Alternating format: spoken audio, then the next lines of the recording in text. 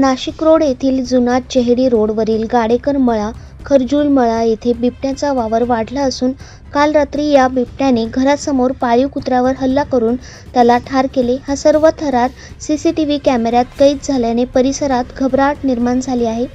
जुना चेहडी रोड गाडेकर मळा येथील विशाल विजय गाडेकर यांच्या घरी एक पाळीव कुत्रा असून काल रात्री 12 वाजेच्या सुमारास या परिसरात वावर असलेल्या बिबट्याने त्याच्यावर हल्ला करून त्याला ठार केले व त्याला आपले भक्ष्य केले।